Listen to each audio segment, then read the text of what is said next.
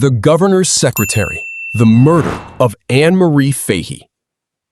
On the morning of June 28, 1996, a small fishing boat pushed out from Stone Harbor, New Jersey, and headed 62 miles into the Atlantic. On board were two brothers. One of them owned the boat.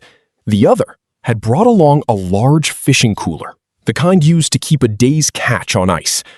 By the time the boat turned back toward shore, that cooler was gone, sunk beneath the waves with two anchors chained around its contents.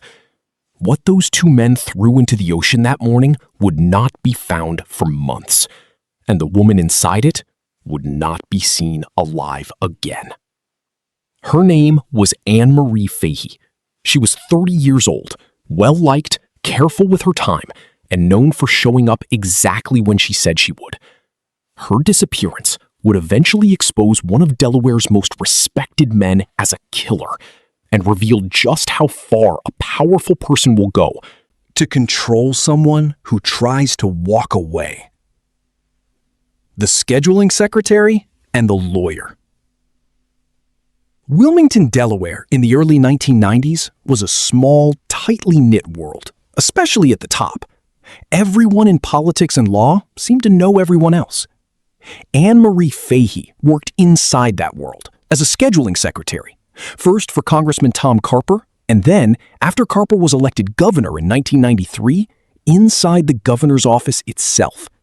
She was organized, warm, and popular with colleagues. Those who knew her described a woman who paid attention to details and rarely missed an appointment. Thomas Capano moved in the same circles, but at a different altitude.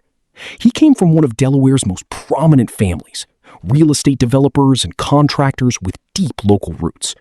Capano himself had built an impressive resume: a graduate of Archmere Academy, a former state prosecutor, a one-time Wilmington city attorney, and legal counsel to a sitting governor. He was politically connected, wealthy, and by 1993, married with 4 daughters. He was also, by then, having an affair, one of several he was carrying on at the time. That year, he and Anne Marie Fahey began a relationship that would last roughly 3 years, known only to a small circle of friends and co-workers. At first, by most accounts, Fahey found Capano attentive and generous. He was nearly 2 decades older, established, and seemingly in control of every situation. But as the relationship went on, a different pattern emerged. Fahey began describing him in her private diary in far darker terms, as controlling, jealous, and manipulative. She wrote that she was afraid of him. She tried more than once to end things. Capano did not take the endings well.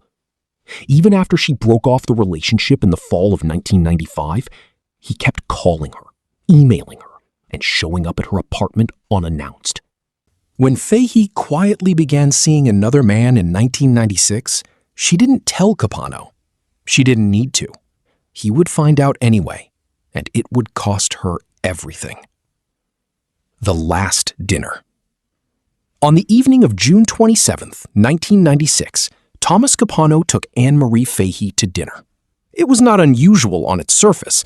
The two had dined together many times before, even after the relationship had officially ended. Afterward, according to Capano, he drove her home, they said goodnight on good terms, and that was that. 2 days passed. Fahey didn't call her sisters. She didn't show up where she was expected. For a woman known for her reliability, the silence was immediately wrong. On June 29th, after visiting her apartment and finding no sign of her, Fahey's family reported her missing. Investigators moved quickly.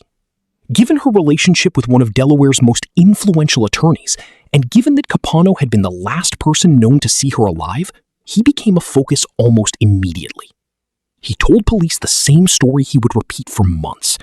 Dinner went well, they parted amicably, and he had no idea what happened to her afterward.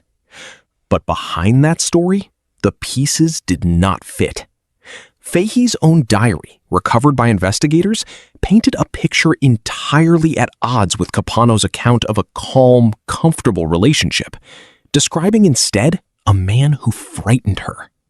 Her friends and coworkers echoed the same concerns, and Capano's version of the night kept shifting slightly, detail by detail, every time he was asked to repeat it. The case that reached the FBI. As weeks turned into months with no sign of Anne Marie Fahey, local and state investigators found themselves up against a serious problem. No body, no weapon, and a suspect with money, legal training, and powerful friends. Eventually, the Wilmington Police Department, the FBI, the IRS, and the ATF combined resources into a single task force, with the FBI ultimately taking the lead. Investigators pursued the case methodically, tracing phone records, examining Capano's rented Wilmington home, and piecing together his movements in the days surrounding Fahey's disappearance. They found bloodstains inside the house consistent with Fahey, along with signs that the home had been unusually, deliberately cleaned. Then came a break that reshaped the entire investigation. Capano had written a 10-page letter laying out, in his own words, a detailed account of his relationship with Fahey, and in it, he mentioned spending time with his younger brother, Gerard, in Stone Harbor, New Jersey, the day after Fahey vanished. It seemed like a minor throwaway detail. It was anything but. Investigators turned their attention to Gerard Capano. An undercover operation and mounting pressure eventually led to his arrest in November 1997 on unrelated drug and weapons charges. Facing serious federal exposure, Gerard made a decision that would break the case wide open. He agreed to cooperate. What he told investigators was almost impossible to hear. According to Gerard, his older brother Thomas had killed Anne Marie Fahey inside his home, then asked for help disposing of the body. Together, the brothers forced her into a large cooler, one Thomas had purchased roughly 2 months earlier, and loaded it onto Gerard's boat. On June 28th, they motored roughly 62 miles off the New Jersey coast. Thomas pushed the cooler overboard. It didn't sink. Gerard, who kept a shotgun on the boat for shark fishing, shot holes into the cooler to try to force it under. It still floated. Finally, Thomas pulled Fahey's body from the cooler, wrapped 2 anchors around her, and dropped her into the ocean. Watching until she disappeared beneath the surface, he then threw the empty cooler back into the water and left it behind. Not long after Gerard began cooperating, a third brother, Louis Capano, also came forward. Louis admitted that after Thomas told him police were asking questions about Fahey, he had disposed of a blood-stained sofa and carpet from the house, evidence connected directly to the crime scene. Both brothers eventually pleaded guilty to charges tied to the cover-up and became witnesses for the prosecution against their own sibling. And the cooler itself resurfaced in the most unlikely way. About a week after the disposal, a group of fishermen found it floating in the Atlantic. They patched the bullet holes and simply started using it to store their catch, with no idea what or who it had recently held. It wasn't until roughly a year later, after news coverage of the case made the cooler's existence public, that one of those fishermen recognized what he had and contacted the FBI. The cooler became a critical piece of corroborating physical evidence, tying the brothers' account directly to the crime. The trial.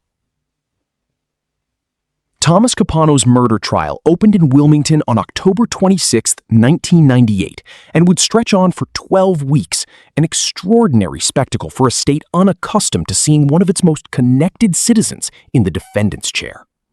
Prosecutors Colm Connolly and Ferris Wharton laid out a case built on jealousy and control. Their argument was direct. Capano could not accept that Anne Marie Fahey had chosen to move on with her life, and if he could not have her, he had decided no one would. The defense strategy shifted dramatically once testimony began. For years, Capano had denied any involvement in Fahey's disappearance. Now, through his attorney, he admitted for the first time that he had, in fact, been present when she died in his home, but insisted her death was an accident, not a murder. The story his team offered centered on Deborah McIntyre, another of Capano's mistresses, who had purchased a .22 caliber pistol months earlier and later admitted giving it to him. According to the defense, McIntyre had walked in on Capano and Fahey together that night, flown into a jealous rage, and threatened to shoot herself. In the ensuing struggle over the gun, the defense claimed it discharged accidentally and killed Fahey. McIntyre took the stand as a key prosecution witness, testifying under a grant of immunity after admitting she had lied to a grand jury earlier in the investigation. Defense attorneys pressed her hard, trying to suggest she, not Capano, was responsible for Fahey's death and that she was walking away without consequence. Then, against the advice of his own legal team, Thomas Capano did something few defendants ever do. He took the witness stand himself, more than 2 years after Fahey vanished, to tell the jury his version of events directly. It did not go well for him. In closing arguments, prosecutor Colm Connolly dismissed Capano's account as implausible on its face, arguing that a man with Capano's legal background and political connections believed his standing alone would carry him through, and that his own arrogance had ultimately built the case against him. On January 17th, 1999, the jury reached its verdict: guilty of first-degree murder. 10 days later, they returned with a sentence: death by lethal injection, making Thomas Capano the first person in Delaware history convicted of murder without a recovered murder weapon. Aftermath. The sentencing judge did not mince words. He described Capano as a ruthless killer who had fully expected to escape justice and who might well have succeeded if not for his own controlling, arrogant nature. The same traits, ultimately, that had driven him to kill Anne Marie Fahey in the first place. Capano's death sentence did not stand indefinitely. In January 2006, the Delaware Supreme Court upheld his murder conviction, but sent the case back for resentencing, ruling that the death penalty had been imposed by a non-unanimous jury. He was ultimately resentenced to life in prison. Thomas Capano died in prison in September 2011, never having offered a full, credible account of what actually happened inside that house on the night of June 27th, 1996. Anne Marie Fahey's body was never recovered from the ocean. What remains of the case is what her diary, her family, and 2 of Capano's own brothers were willing to say about the man she had tried, again and again, to leave. Her story became one of the most closely watched murder cases in Delaware's history, not because the killer was a stranger in the dark, but because he was one of the most trusted men in the room, a man with power, connections, and a reputation built over decades, undone in the end by the one thing he could never control: the people closest to him, finally choosing to tell the truth.